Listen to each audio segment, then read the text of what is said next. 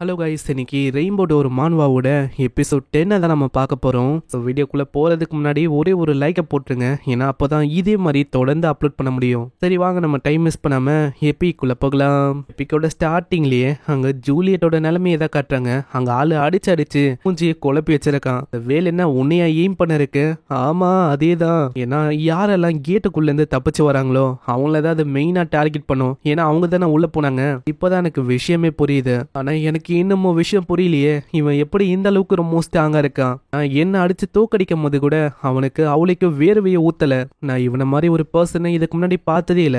யாருதான் இவன்? அங்க நம்ம ஹீரோவும் யோசிக்கிறான், இதுவும் நல்ல டைமிங்கா தான் இருக்கு. இப்ப அந்த வேல் நம்ம ஜூலியட்டை தானே டார்கெட் பண்ண இருக்கு. ஜூலியட் உயிரோட இருக்கிற வரைக்கும் அங்க வேல் மத்தவங்க யாரையும் டார்கெட் பண்ணாது. அதே மாதிரி நான் சாய்கவன் நோக்கி அதை போகவும் விட மாட்டேன். நான் இங்கேயே அதோட கதையும் முடிக்கணும். ஆனா எனக்கு தெரியல அந்த வேலு கிட்ட என்ன ஸ்கில் இருக்குன்னு. ஜூலியட் சொல்லு. அங்க மூந்திலே ஒரு அடியை போடுறான். அங்க அதுக்கப்புறம் தான் அவ வளரவே ஆரம்பிக்கிறான். அதால தண்ணியை சமன் பண்ண முடியும், அதையும் ஒரு லேசரா மாத்தி தாக்கவும் முடியும். அதே மாதிரி இது ரொம்ப ஃபாஸ்ட் ஸ்ட்ராங்கும் தான். என்னால அங்க எதுவுமே பண்ண முடியல. அங்க இந்த வேலோ அங்க பயங்கரமா கத்துமா. அதை பார்த்தோன்னே நம்ம ஜூலியட் அங்க சொல்றா, நீ பாரு அது திரும்பவும் நம்மள சுட போகுதுன்னு நினைக்கிறேன். ஆனா அதை நினைச்சலாம் நம்ம ஹீரோ கவலையே பல. அந்த அட்டாக்ஸோ செம்ம வேகமா நம்ம ஹீரோ நோக்கி வருமா. அவன் அவனோட பிளட் மோல்ட்டை வச்சு ஒண்ணுமே இல்லாம ஆக்கிறான். இதை பாக்குற ஜூலியட் ரொம்ப ஷாக் ஆகுறா. ஏன்னா அந்த வீல் பண்ண அந்த அட்டாக்கு அங்க சில்வர் கிளாஸ் ஷீல்டாலேயே தடுக்க முடியல. இவனால எப்படி அதை தடுக்க முடிஞ்சது? அந்த இடத்துல நம்ம ஹீரோவும் ஓடி வரும்போதே சொல்றான், இதுலயே ஒரு நல்ல விஷயம் என்னன்னா உன்னால ஏர்ல மிதக்க முடியுது. அதனால ஏன் கிட்ட இருக்கிற எல்லா விஷயத்தையும் வச்சு உன்னை நான் தாக்க போறேன். அந்த இடத்துல ஓடி வரும்போதே அவனோட பிளட் ஆர்மர் அந்த விஷயத்தை அவன் ஆக்டிவேட் பண்றான். அந்த இடமும் ரத்தத்தால அப்படியே நிரம்புமா. இதை ஒரு வாய்ப்பா வச்சு ஒரு பயங்கரமான ஃபிஸ்ட் அங்க அடிக்கிறான். ஆனா அது ஒர்க் ஆகல. அதுக்கு பதிலா அந்த வீல் பயங்கரமா அங்க கத்துமா. அந்த இடத்துல இருக்க ஒரு கண்ணாடியும் அப்படி உடைஞ்சு போகுது. அங்க ஜூலியட்டோட காதே கிளியுது. அந்த அளவுக்கு அந்த சவுண்டு பயங்கர கொடூரமா இருக்கு. 5 ஸ்டார்ல இருக்க இந்த கிரியேச்சர் இது ஸ்ட்ராங் தான் போலியே. ஆனா அதனால எனக்கு எந்த விதமான அஃபெக்டும் இல்ல. அதுக்கு காரணம் என்னோட லெவலோ. ஆனா இப்ப அதுக்கான டைம் நினைக்கிறேன். அந்த டிவைன் சிசல் அதை நம்ம பயன்படுத்தி பார்க்கலாம். அந்த டிவைன் சிசல் எடுக்க அங்க வேலும் அதுக்கு தயாராகுது. அதோட வாய் முழுக்க ஒரே கண்ணா வித்தியாசமான ஏதோ ஒரு விஷயம் இருக்கும். அந்த வித்தியாசமான விஷயமும் டக்குன்னு நம்ம ஹீரோவை நோக்கி தாக்க வருமா. அங்க இதை பார்த்து நம்ம ஜூலியா பயந்து போயிடறா. ஆனா நம்ம ஹீரோக்கு எந்த விதமான கவலையும் இல்ல. நாலு கிட்டதான் ஒரு டிவைனான வெப்பன் இருக்குல்ல, இதை பயன்படுத்தி பார்க்கலாம். இதுல 1/3 மேஜிக்கை நான் போட்டு பயன்படுத்தினா என்னால எந்த மாதிரி அட்டாக்ஸ பண்ண முடியும். இந்த இடத்துல சும்மாதான் ஒரு வீசுறான். அதனால அந்த இடத்துல ஒரு பயங்கரமான பிளாஸ்ட் ஏற்படுது. அந்த வேலும் தூரமா போய் விழ ஆரம்பிக்குது. இதை பாக்குற ஜூலியத்தால சுத்தமா நம்ப முடியல. அவ யோசிக்கிறா, இவனால எப்படி இதை பண்ண முடியுது? இவனோட லெவலு இது என்ன விடவும் அதிகமா என்ன? அங்க இப்பதான் அந்த வெப்பனை பத்தியே சொல்றாங்க.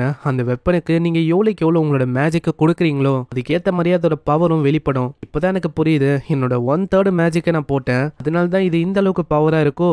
சரி, இப்ப எனக்கு ஐடியா இருக்கு இதை எப்படி பயன்படுத்தணும்னு. அதனால இந்த வேலை ஒரு கை பார்க்காம நான் விட போதில்ல. இந்த வேலை நிக்காம அங்க இன்னொரு வாட்டர் அட்டாக்கு தயாராகுது. பார்த்தோன்னே சுபாருக்கு புரியுது, பரவாயில்லையே இது ஒரு பெரிய அட்டாக்க தெரியுது. ஆனா இதுக்கு மேலேயே உன்னை விட்டு வைக்க கூடாது. நான் திரும்பவும் என்னோட 1/3 மேஜிக்கை இதில் பயன்படுத்தணும்னு நினைக்கிறேன். அங்கே இதே மாதிரி யூஸ் பண்ணி ஒரு பயங்கரமான அட்டாக்கை பண்ணுறான். அட்டாக்கு வேலோட அந்த அட்டாக் மேலே பட்டு அப்படியே அது மேலே பட ஆரம்பிக்குது. பட்ட உடனே அங்கே ஒரு பயங்கரமான தண்ணிக்கான ஒரு பிளாஸ்ட் நடக்குது. அந்த இடம் முழுக்க மழை பெஞ்சா எப்படி இருக்கும் அந்த மாதிரி ஒரு மழையும் பெய்யுது. இதை பார்க்குற யாராலையுமே எதுவுமே நம்ப முடியல. ஏன்னா எப்படி யார் அந்த வேலை அழிச்சான்னு அவங்களுக்கு தெரியல. ஆனால் இதை பண்ணது ஏதோ நம்ம ஹீரோ தான். பின்னாடி அவ பார்த்து யோசிக்கிறான், என்னது வெறும் ஒரே ஒரு ஹிட்டில் அவன் கொன்னுட்டானா? நீங்கள் என்ன ஜோக் பண்றீங்களா என்ன? அப்பனா இப்படி சொல்லாதீங்க. அந்த பையனோட ரேங்க் அது என்ன கோல்டா? அங்க சுபாருவும் யோசிக்கிறான், அவன் வெளி உலகத்துல இதை டிஃபீட் பண்ணல. யோசமா தான் எப்போ நாங்க கேட்டுக்குள்ள இருக்குமோ போனிதான் எங்களால லெவலப் ஆக முடியுது. வெளியில நான் டிஃபீட் பண்ணனால என்னால ஆக முடியல.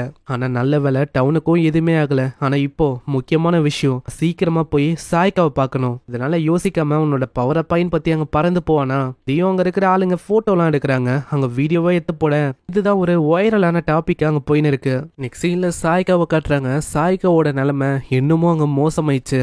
சாய்க்காவோட கண்ணிலிருந்தும் கடைசியில அங்க கண்ணீர் வருது. நெக்ஸ்ட் சீன்ல அங்க ஹீரோ பாக்குறானா, நம்ம சாய்க்காவோட உடம்புல மூச்சு பேச்சே இல்ல. இதனால அவன் ரொம்ப கஷ்டப்படுறான். அவனுக்கு என்ன பண்ணுன்னே தெரியல. இப்படி விஷயம் நடந்ததுக்கு நான் தான் காரணம். என்னாலதான் சாய்க்காக்கு இப்படியாச்சு. ஏன்னா சாய்க்காவும் அந்த டைம்ல என் கூட இருந்தா தெரியாதனமா அதுல அவளும் இன்வால்வ் ஆயிட்டா. அதனாலயே அந்த சபார்டினேட் சாய்க்காவை கொன்னுட்டான். இப்படி சபார்டினேட்டை பத்தி யோசிக்கும் போது அங்க அவரு கடைசியா ஒரு வார்த்தையை சொல்லியிருப்பாரு, உன்னோட ஃப்ரெண்டு இன்கேஸ் இறந்து போயிட்டா ஒரு ஸ்கில் இருக்கு அப்படின்னு ஒரு ஸ்கில்லை பத்தி அவர் பேசியிருப்பாரு. அந்த ஸ்கில்ல மூலமா நம்ம சாய்காவை திரும்ப உயிரோட வர வைக்க முடியுமா? அந்த ஸ்கில் அவன் பாக்குறான். உண்மையிலேயே அந்த ஸ்கில் வந்து இருக்கு. 1 ஹவருக்கு முன்னாடி உனக்கு ரொம்ப நெருக்கமான ஒரு ஃப்ரெண்ட் இறந்து போயிருந்தா உன்னால அவங்கள ரெசரெக்ட் பண்ண முடியும். அங்க சாய்காக்கு இன்னமும் ஒரு 17 செகண்டோ ஏதோதான் இருக்கு. அதுக்குள்ள ஆளு ஏதாச்சும் பண்ணணும். அங்க ரெசரெக்ட்னு சொன்னோனே நம்ம ஹீரோக்கு என்ன விஷயம் அப்படின்னு தெரியல. அப்பனா சாய்கா என்ன உயிரோட வந்துருவாளா? 15 செகண்ட் தான் இருக்குமா? இதனால யோசிக்காம அந்த ஸ்கில் அவன் ஆக்டிவேட் பண்ண அந்த இடத்துல ஒரு பயங்கரமான ஆரா சாய்காவை நோக்கி அப்படியே பரவ ஆரம்பிக்குது. சாய்கா தயவு செஞ்சு திரும்பவும் வந்துறேன். அந்த இடத்துல செகண்ட்ஸோ 0க்கு போக அந்த இடத்துல எதுவுமே ஆகல. சுபாருக்கு ஒண்ணுமே புரியல. ஆமா என்ன ஆச்சு? அந்த ரெசரெக்ட் அந்த ஸ்கில் வந்து ஃபெயில் ஆயிடுச்சா என்ன? அங்க திடீர்னு ஒரு 2 பொண்ணுங்களும் கத்திங்கனே ஓடி வராங்க. சாய்கா சாய்கா உனக்கு என்ன ஆச்சு? அப்புறம் தான் நம்மளுக்கு தெரியுது சாய்கா வந்து ஆல்ரெடி சொல்லியிருப்பால அவளோட ஃபேமிலியில எல்லாருமே டாட்டர் தானே. அவளோட ஃபேமிலியில இருக்க மீதி சிஸ்டருங்க தான் இவங்க. அங்க சாய்காவை நினைச்சு அவங்க ரொம்ப கஷ்டப்படுறாங்க. நான் வந்து அப்பயே அவகிட்ட சொன்னேன் இந்த மாதிரி ஒரு பிளேயரா ஆவாதானே. அவ கேட்கலையே. இந்த மாதிரி நான் ஸ்ட்ராங் ஆக போறேன் அப்படின்னு சொல்லி அவ பிளேயரா மாறிட்டா. பாரு எங்க போய் அதை விட்டுருக்குன்னு. சாய்கா ப்ளீஸ் சாய்கா எழுந்துக்கோ இப்படின்னு சொல்லும் போது பின்னாடி ஹீரோ இருப்பானா. ஹீரோ பார்த்தோன்னே அவங்களுக்கு புரியுது. அம்மா நீ வந்து யாரு? அதை கேட்டோன்னே என்ன சொல்றதுன்னு அவனுக்கு தெரியல.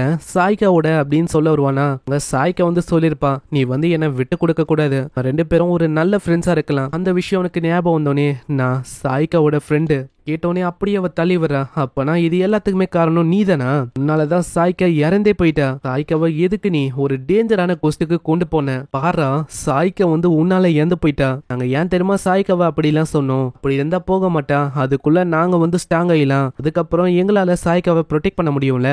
அதுக்காக தான் நான் அப்படி பேசினேனே. ஆனா அதுக்குள்ள உன்ன மாதிரி ஒரு பர்சன் எதுக்கு நடுல வரணும்? இப்போ சாய்காவோட உயிரே போயிடுச்சு. அதனால உன்னை வந்து நான் விட போதில்ல இப்படின்னு ஒரு பயங்கரமான பஞ்ச் அவங்க அடிக்கலான்னு வராங்க. ஆனா அதுக்குள்ள சாய்காவோட உடம்பு அங்க உட்காரமா. இத பாக்குற தங்கச்சிக்காரிக்கு புரியல. ஆமா அக்கா நீங்க உயிரோட இருக்கீங்களா என்ன? அங்க சாய்காவோட உடம்புல ஒரு வித்தியாசமான டேட்டும் உருவாகுது. திடீர்னு சாய்காக்கு ட்ரெஸ் எல்லாம் அப்பீரவ அவ அப்படியே ஓடி வரா. சாய்காவோட அக்கா தான் அங்க தாக்க ட்ரை பண்ணா. இதனால ஒரு பயங்கரமான அட்டாக் அங்க பண்றா. நான் அதுக்குள்ள சுபாரு அவங்க தடுக்கிறான். இருன்னு சுபாருக்கு இன்னமும் புரியல. ஏன்னா சாய்கா வழக்கத்தை விட ரொம்ப ஸ்ட்ராங்கா இருக்கா. என்ன மன்னிச்சிடுங்க மிஸ்டர் சுபாரு. பாக்குற அந்த சிஸ்டருங்களுக்கு ஒண்ணுமே புரியல. ஆமா நீ வந்து சாய்கா தானே? நான் உங்களோட ஸ்கில்லால ரிவைஸ் செய்யப்பட்டிருக்கேன். எனக்கு என்னோட பாஸ்டுக்கான எந்த விதமான மெமரிஸும் இல்ல. அதே மாதிரி சுபாரு உங்களோட எந்த விதமான ஆர்டரா இருந்தாலும் நான் கேட்பேன். கேக்குற சுபாருக்கு என்ன பண்ணும் தெரியல. அங்க அக்கா கறிக்கு ரொம்ப கடுப்பாகுது. எனக்கு அப்பயே தெரியும் நீ ஒரு பர்வர்டுன்னு. அதே மாதிரி என்னோட சிஸ்டரை நீ என்ன பண்ணி வச்சிருக்க? 2 பேருக்கும் அவ்வளவு கோவமா இருக்கும். அப்படியே அங்க கொல்லலான்னு வராங்க.